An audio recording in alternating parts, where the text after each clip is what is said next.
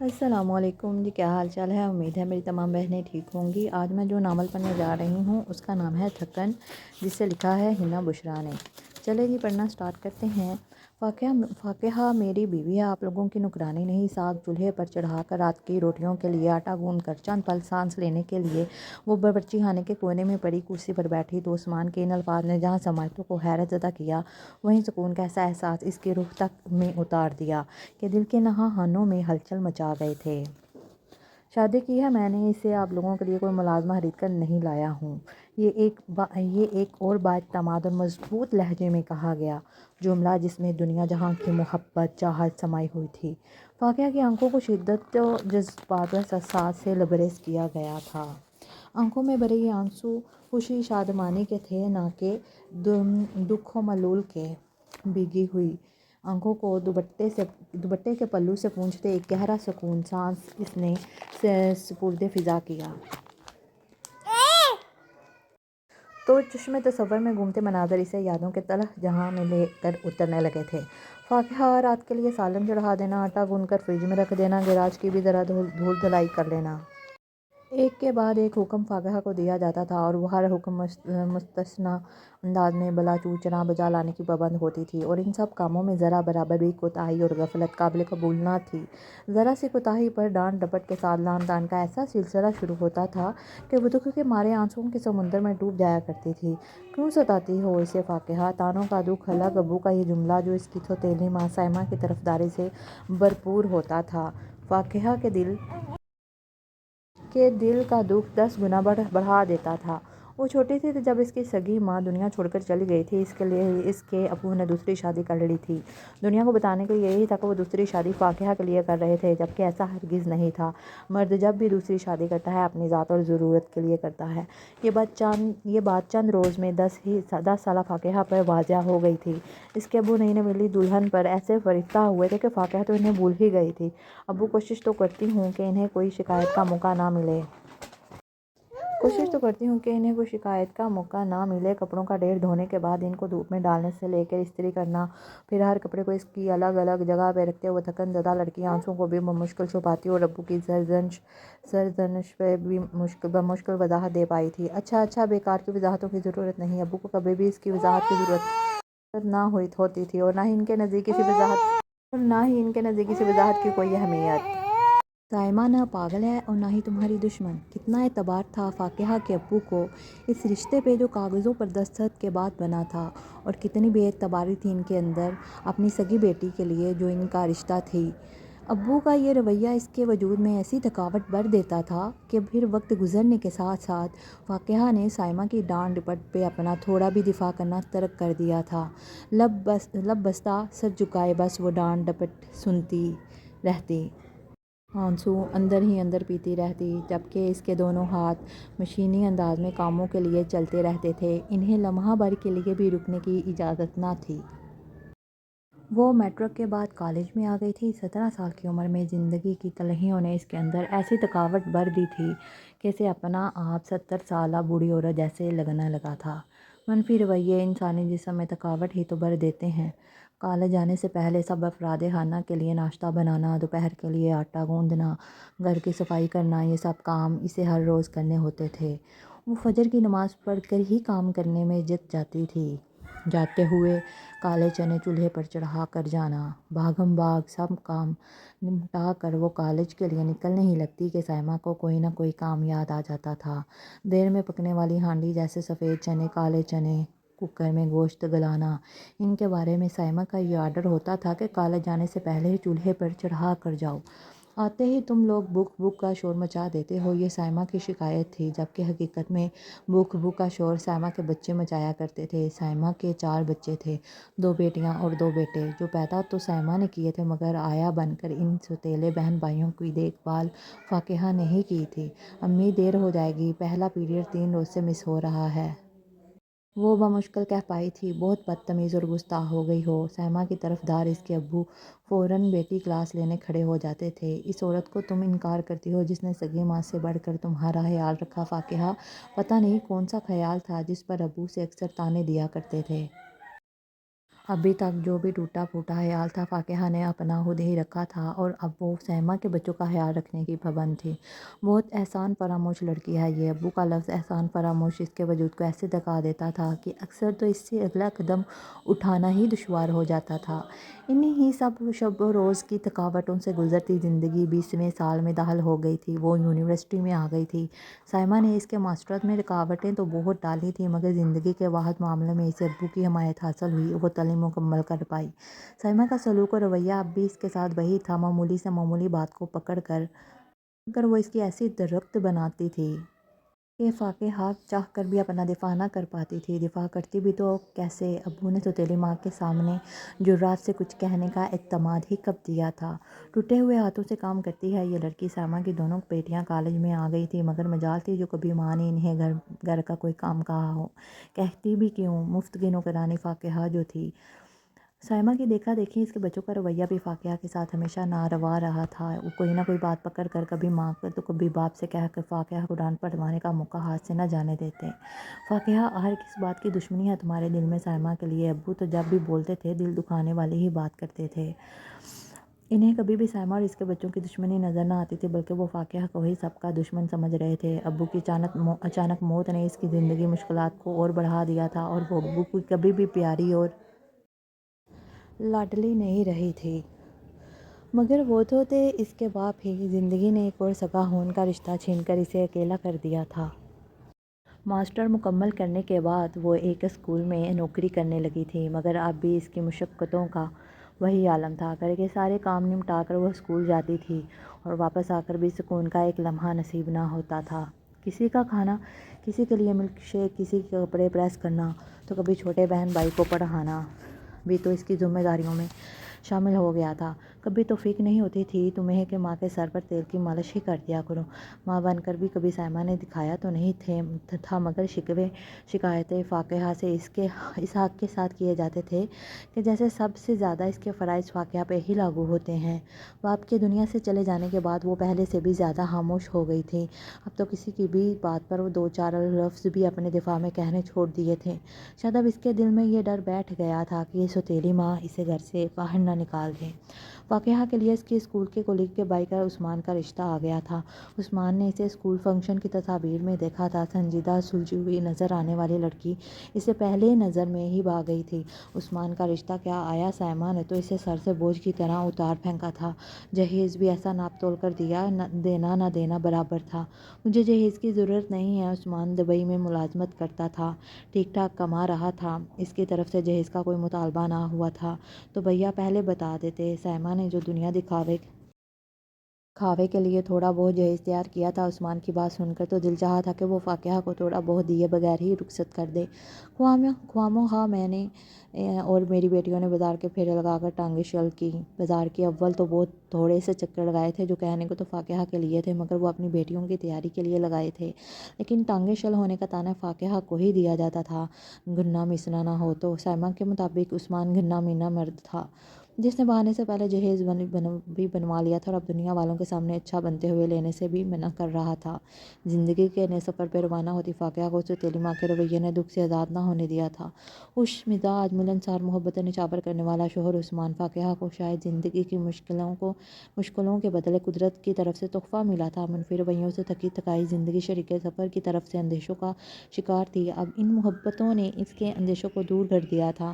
خود کو کبھی اکیلا نہ سمجھنا۔ ایک مہینہ خوشگوار انداز میں فاقہ کے ساتھ گزارنے کے بعد عثمان کی دبئی روانگی تھی۔ کسی بھی مشکل پریشانی کو کبھی بھی خود تک محدود نہ رکھنا، مجھ سے ضرور شیئر کرنا۔ عثمان کا سامان پیک کرتی فاقہ کا دل بہت اداس تھا۔ خواہش تو دل کی یہ تھی کہ وہ بھی ساتھ ہی چلے جائے مگر ابھی یہ ممکن نہیں تھا۔ رابطے میں رہوں گا۔ عثمان دن میں 2 سے 3-4 بار فون پر ضرور بات کرتا تھا اور میسیجز کی تعداد تو لاتعداد ہوتی تھی۔ پھر اچانک سے میسیجز کی تعداد پہلے سے کم اور فون بھی کم آنے لگا تھا تو فاقہ کا دل وسوسوں میں گھرنے لگا۔ سسرال میں 3 جیٹھانیوں کی حکمرانی تھی۔ عثمان 4 بھائی تھے۔ عثمان سب سے چھوٹا تھا۔ بڑے بھائیوں اور بھابھیوں کا بہت ادب کرنے والا سعادت مند بھائی تھا۔ وہ بہت اچھا کما رہا تھا، اس لیے بھابھی بھابھیوں اور ان کے بچوں کی ضرورتوں کا بھی خیال بھی بن کہے رکھا کرتا تھا۔ وہ بڑا مہنگا والا موبائل عثمان نے بھیجا ہے۔ دبئی سے عثمان نے گھر والوں کے لیے تحائف بھجوائے تھے۔ وہ شادی سے پہلے بھی دبئی سے تحائف بھجواتا رہتا تھا، یہ کوئی نئی بات نہ تھی۔ بس نئی بات اب یہ تھی کہ بھائی بھابھیوں اور ان کے بچوں کے علاوہ وہ تحائف فاقیہ کے لیے بھی آنے لگے تھے۔ عثمان نے جہاں اس کی ضرورت کی چیزیں بھجوائیں، وہیں فاقیہ کے لیے ٹچ موبائل بھی بھیج دیا، جو خاصا مہنگا تھا۔ فون پر اکثر عثمان اس سے ضرورت کی کسی چیز کا پوچھتا، مگر وہ تو اتنے اصرار کے باوجود بھی کچھ نہ بتاتی تھی۔ شاید حالات نے اسے دلی طور پر ایسی فطرتی لڑکی بنا دیا تھا جیسے اپنے لیے کچھ مانگنا اور تقاضا کرنا آتا ہی نہیں تھا۔ عثمان اس کے سامنے 100 چیزوں کا نام لیتا، مگر فاقیہ کی نہ ہاں میں نہ بدلتی۔ عجیب لڑکی ہو جس کی کوئی ضرورت ہی نہیں ہے، اور پھر خود سے اس کی ضرورت کا اندازہ کرتے ہوئے عثمان نے ٹچ موبائل بھی بھیج دیا۔ اس کی کیا ضرورت تھی؟ موبائل فون جو کہ اس دور میں کسی چھاپڑی والے کی بھی ضرورت بن چکا ہے۔ فاقیہ بھی تھی اب تک اس سے بھی دور تھی، جبکہ عثمان کے مطابق اسے فون کی ضرورت تھی۔ وہ بات جٹھانیوں کے فون پر کرتی تھی، جس پر کبھی بھی بات سکون سے نہیں ہوتی تھی۔ یا تو انہیں کوئی کام یاد آ جاتا تھا، یا پھر فون مانگنے کے لیے پکاریں مچ جاتی تھی۔ ہمیں تو کبھی اتنا اچھا اور مہنگا فون نہیں بھیجا عثمان نے۔ مہنگے فون نے جہاں جٹھانیوں کے منہ کے زاویے ٹیڑھے کیے، تو وہیں دیورانی کے لیے جلن و حسد بھی پیدا کر دیا تھے۔ اچھا دل و فطرت کی فاقیہ کے دل میں بس ایک ہی سوچ تھی کہ اچھے اخلاق و رویے سے سسرال میں جگہ بنائے، کسی کو شکایت کا موقع نہیں دینا۔ شادی کے پہلے روز ہی مجازی خدا کوئی بات اس مشرق کی لڑکی نے پلو سے باندھ لی تھی۔ وہ چھوٹے بڑے ہر ایک سے اخلاق و احترام سے پیش آتی۔ گھر کے بہت سے کام بن کہے اس نے اپنے ذمہ لیے تھے۔ ہر ایک کا اپنا الگ کمرہ تھا، اس لحاظ سے فاقیہ کے ذمہ صرف اپنے کمرے کی صفائی تھی۔ لائیں بھابھی، فرائض میں بنا دیتی ہوں، وہ جو خوش دلی سے کہتی۔ بھابھی آپ رہنے دیں، میں کپڑے دھوپ میں ڈال آتی ہوں۔ دال کا حلوہ میں بہت اچھا بنا لیتی ہوں۔ کسی جٹھانی کو سلب دال پیستی دیکھتی تو فاقیہ جھٹ سے اس کی مددگار بن جاتی۔ چھوٹے کو میں سنبھال لوں گی، آپ بے فکر ہو کر بازار جائیں۔ ایک کے بعد ایک وہ کئی کاموں میں اپنے سسرالی رشتہ داروں کی مددگار بن گئی تھی۔ فاقیہ کے تعاون سے جٹھانیوں کے کئی بکھرے کام سمیٹنے لگے تھے۔ اصولاً یہ تو ہونا چاہیے تھا کہ اس نیک دل لڑکی کے لیے ان کے دل میں قدر و منزلت بڑھتی، لیکن ایسا نہیں ہوا۔ احسان کے بدلے بے حسی، اچھائی کے بدلے برائی، خوش اخلاقی اور احترام کے بدلے اعتراض۔ زندگی نے ہمیشہ اس کے ساتھ ایسا ہی کیا تھا، اب بھی اس کے ساتھ وہی سب ہو رہا تھا۔ ایک بار پھر سے زندگی اس کے وجود میں تھکاوٹیں بھرنے لگی تھی۔ یہ بات بہت خاموشی سے وہ محسوس تو کرنے لگی تھی، مگر زبان تک نہ لا سکتی تھی۔ فاقیہ ایک بات ہے، میں تمہیں 2-3 روز سے فون کر رہا ہوں، تم فون کیوں ریسیو نہیں کرتی؟ دن بھر کے کاموں سے نڈھال ہو کر وہ رات 12 بجے اپنا وجود سپرد بستر کرنے لگی تھی کہ اس کی بھتیجی اپنا فون لے کر آ گئی تھی۔ 2-3 روز سے فاقیہ کو اس بات نے حیران کر دیا تھا۔ عثمان کئی روز سے اس سے رابطہ کر رہا تھا، مگر فاقیہ سے بات نہ ہوتی۔ عثمان نے ایک کے بعد ایک بھابھی کے نمبر پر فون کیا، مگر فاقیہ سے رابطہ نہ ہوا۔ پھر عثمان نے اپنی بھتیجی کے نمبر پر فون کر دیا۔ یہ ساری بات فاقیہ کے لیے باعث حیرانی تھی کہ اس کا شوہر اتنے دن سے اس سے رابطہ کرنے کی کوشش کر رہا تھا اور اس سے کوئی خبر ہی نہ ہوئی، مگر آپ کی تو ایک کال بھی نہیں آئی۔ فاقیہ حد درجہ حیران تھی، اور نہ ہی کوئی میسج۔ بہرحال اس روز تو بات آئی گئی ہو گئی، مگر آئندہ آنے والے دنوں میں یہ سلسلہ چل پڑا تھا۔ فاقیہ کے نمبر پر نہ فون آیا، نہ ہی کوئی میسج۔ شاید تمہیں واقعی موبائل کی ضرورت نہیں تھی، میں نے خواہ مخواہ لے کر دیا ہے۔ آج بھی عثمان نے مجبوراً بھتیجی کے نمبر پر ہی فون کیا تھا۔ یہ سلسلہ عثمان اور فاقیہ کے درمیان ایسی غلط فہمی پیدا کرنے لگا تھا کہ فاقیہ چاہ کر بھی یہ غلط فہمی دور نہ کر پائی تھی، اور کرتی بھی کیسے؟ اس کے لیے تو یہ ساری صورتحال سمجھ سے باہر تھی۔ فاقیہ، آخر تم عثمان کی کال ریسیو کیوں نہیں کرتی؟ عثمان کی رشتہ دار سلمیٰ باجی، جو کہ اسکول میں فاقیہ کی کلیگ تھیں، وہ ایک روز اس کی طرف آئیں تو اس کا سوال فاقیہ کو حیران کر گیا تھا۔ یہ سلسلہ ایسا الجھاؤ پیدا کرنے لگا کہ فاقیہ چاہ کر بھی کچھ سمجھ نہ پا رہی تھی۔ سلمیٰ، بھلا میں عثمان کا فون ریسیو کیوں نہیں کروں گی؟ گھر کے ڈھیروں کاموں سے چور سلمیٰ کے سوال پر مزید تھکاوٹ کا شکار ہو گئیں۔ عثمان نے تو 2 ہفتے سے خود فون نہیں کیا تھا، اور اب سلمیٰ کے ہاتھ شکوہ بھی भी भिजवाया था। उस्मान ने मजबूर होकर फाकिहा के अजीबोगरीब रवैये की शिकायत सलमा बाजी से की थी। दियारे गैर में बैठा शख्स अपनी शरीके हयात के हवाले से अंदेशों में मुब्तला हो गया था और इन अंदेशों और गलत फहमियों ने शिकवे शिकायतें पैदा कर दी थीं। पता नहीं फाकिहा मुझसे शादी करना भी चाहती थी या नहीं, क्या वो किसी और को पसंद करती थी? सलमा के मुंह से ये शिकवा सुनकर फाकिहा के पैरों तले ज़मीन हिलकर रह गई थी। फाकिहा, आहट तुम दोनों के दरमियान ये चल क्या रहा है? फाकिहा की हैरत पर सलमा भी उलझ सी गई थी। बहरहाल वो जाते जाते कह गई थी कि अपना फ़ोन अपने पास रखा करो, हर एक के हाथ में ना दिया करो। फाकिहा और उस्मान के तल्लुक़ के दरमियान मुकम्मल खामोशी आ गई थी। कभी फाकिहा बेचैन होकर कॉल करती तो वो बिज़ी कहकर टाल देता और फिर कॉल भी बैक ना करता, वरना फाकिहा के राब्ता करने पर उस्मान के वालेहानापन का ये आलम होता था कि पर लगाकर पाकिस्तान आ जाए। खुशी इसके लहजे और बातों से अयां होती थी कि वो फाकिहा से इतनी बातें करता जैसे वो अपनी शरीके हयात से बातें करने के लिए तरस गया हो। तो उस्मान ने किसी और के नंबर पर रब्ता करना भी तर्क कर दिया था। बस आखिरी बार एक दोस्त के ज़रिए पैगाम भिजवाया था कि इसे किसी ज़रूरी काम के लिए फाकिहा के डॉक्यूमेंट्स दरकार थे। कागजात। फाकिहा का दिल धड़क से रह गया था। उस्मान कैसे कागजात तैयार करवा रहा था? इसके दिलो दिमाग में क्या चल रहा था? इसकी इतनी गहरी खामोशी के पीछे चल क्या रहा था? इन सब सोचों ने इसे नढाल कर दिया था। सारी रात सोई जागी कैफियत में गुजरी। मैं सोच भी नहीं सकता था कि मेरे अपने ही मेरी ज़िंदगी में जहर घोलने लगे थे। उस्मान की गरजदार आवाज़ इसे मादी से खींच कर बाहर ले आई और साथ ही बावर्ची खाने में फैली साग की खुशबू ने इसे अपनी तरफ मतवज्जो किया था। वो सरह से इसकी तरफ लपकी थी। वो सोचों में फाकिहा को अंदाज़ा ही नहीं हो पाया कि साग का पानी खुश्क हो गया था और वो देचकी के पेंदे से चिपकने लगा था। उस्मान, तुम्हें कोई गलत फहमी हुई है। हवामोहा हमारी तरफ से अपना दिल मैला ना करो। ये उस्मान के बड़े भाई की आवाज़ थी। उस्मान गुज़श्ता रात अचानक ही दुबई से वापस आ गया था। इसकी गैर मुतवक्का आमद पर फाकिहा चूक गई थी। अब यूँ अचानक सोचा इस बार आकर तुम्हें सरप्राइज़ देता हूँ। उस्मान के अंदाज में शोही और मोहब्बत थी कि फाकिहा के अंदर फैले अंदेशे दम तोड़ने लगे थे। उस्मान इससे बिल्कुल भी खफा ना था, बल्कि इसके अंदाज में वही दोस्तानापन नज़र आया था जो शादी के इब्तदाई अय्याम में था। मेरे सामने सारी हकीकत आ चुकी है। अब हम दोनों यहाँ एक दिन भी नहीं रहेंगे। उस्मान का एक और जुमला हवा के दोष पर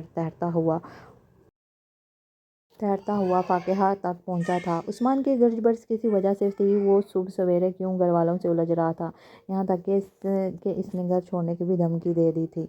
अभी इन सवालों का जवाब तलाश करती फाकिहा सकते के आलम में खड़ी थी कि एकदम से उस्मान इसकी तरफ आ गया। चलो मेरे साथ। इतनी अंदाज मजबूत लहजा पर उस्मान ने फाकिहा का हाथ मजबूती से पकड़ लिया तो वो इससे अचानक दाते हड़बड़ा सी गई। उस्मान, वो चूल्हे पे साग पड़ा, जिनका घर है वो खुद अपना काम करे, मुफ्त की नौकरानी हाथ आ गई है। सहन में सब अफरादे खाना के हजूम को चिरता हुआ फाकिहा का हाथ पकड़ कर तेजी से इनके दरमियान से गुजर गया था। पीछे से इसके नाम की कई पुकारें भी सुनाई दी थी, मगर इसके कदम नहीं रुके थे। उस्मान और फाकिहा की शाम को दुबई की फ़्लाइट थी। उस्मान ने फाकिहा के नाम का वहाँ फ्लैट भी खरीद लिया था, जो अब इनका मुस्तकिल ठिकाना था, और ये उस्मान का आखिरी फैसला था। और इस फैसले की वजह वो घिनौनी साजिश थी जो फाकिहा और इसके रिश्ते को तोड़ने के लिए की गई थी, और इस साजिश की कली कभी न खुलती अगर सलमा बाजी अंदर के हालात दानिशमंदी से देखकर इसे खबर न देती। शादी से पहले उस्मान की सारी कमाई इसकी इनके भाई भाभियों और इनके बच्चों के लिए थी। अब इनमें एक शरीक फाकिहा भी थी, तो हसद और जलन के मारे इनका बुरा हाल हो गया। उस्मान फाकिहा के लिए जो कुछ भेजता, इसे देखकर इनके तन बदन में आग लग जाती। और जब से इन्होंने ये सुना कि उस्मान फाकिहा को अपने पास दुबई बुला रहा था, तो इन सबको तो पतंगे लग गए थे। फाकिहा के नाम का फ्लैट, जेठानियों की तो जैसे नींदें ही उड़ गई थीं। फिर उन्होंने ऐसी साजिश तैयार की कि फाकिहा का पत्ता इस घर से काट दिया जाए। वो फाकिहा को घर के कामों में उलझाए रखती, क्योंकि इनके मुताबिक वो तो बिल्कुल फारग थी, ना बच्चे और ना ही शोहरबाज। चलो 2-4 काम करके हमारा हाथ ही बटा दे। और फिर रफ्ता रफ्ता सारे घर के खून का बोझ बेचारी फाकिहा पर ही डाल दिया गया। दबोसी फितरत की फाकिहा, जो शादी से पहले सौतेली माँ के हाथों ऐसी दबी थी कि अपने लिए एहतजाज करना ही भूल गई, अब ससुराल में आकर इसे जेठानियों ने आड़े हाथों लिया था।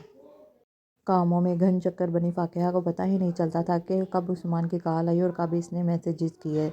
किसी ने रिसीव की और झूठ बोल दिया कि फाकिहा तो सो रही है। कभी कहा जाता कि वो तो अपनी सहेली के साथ बाजार गई है। अरे भैया, तुम तो यहाँ होते नहीं, हम कौन होते हैं कुछ कहने वाले। सहेली के साथ बाजार जाए कहीं भी जाए, कोई पूछने वाला नहीं। वो उस्मान का दिल फाकिहा से बुरा करना चाह रहे थे, जिसमें वो कामयाब भी हो रहे थे। मेरे सर में दर्द है उस्मान, मेरा बात करने का मूड नहीं। فاقہ کی طرف سے میسیج کیا جاتا اور پھر ساری کالز اور میسیجز ڈیلیٹ کر کے فون فاقہ کے حوالے کر دیا جاتا، تو کال لاگ اور ان باکس خالی ہوتا، اور جب فاقہ خود عثمان سے رابطہ کرتی تو وہاں سے بھی ٹیڑھا سا جواب ملتا، میری طبیعت ٹھیک ہے لیکن بات کرنے کا موڈ نہیں ہے۔ ابھی بھی اصل ہراپی کی وجہ سامنے نہ آتی تو اگر سلمیٰ آپی باجی اپنا مخلصانہ کردار ادا نہ کرتی، فاقہ سے نوکرانیوں کی طرح کام لیا جاتا۔ بیچاری اف تک نہیں کرتی۔ ممکن تھا کہ عثمان اور فاقہ کا رشتہ غلط فہمیوں کا شکار ہو کر ختم ہو جاتا اگر سلمیٰ خبر نہ دیتی۔ جب ہمارے اپنے ہی مخلص نہ رہیں تو پھر ان کے درمیان رہ کر کیا کرنا۔ سفر کی تمام تیاری مکمل ہو چکی تھی، مگر ڈرپوک سی فاقہ اس ساری صورتحال پر ابھی بھی پریشان تھی۔ ایک بار پھر سوچ لیں عثمان، سوچ لیا ہے کہ تمہارے ساتھ اب ایک پرسکون اور خوشگوار زندگی کا آغاز کرنا ہے، اور تمہاری ذات کے ہر بکھرے ہوئے پہلو کو سمیٹ کر تمہیں ایک مضبوط عورت بنانا ہے۔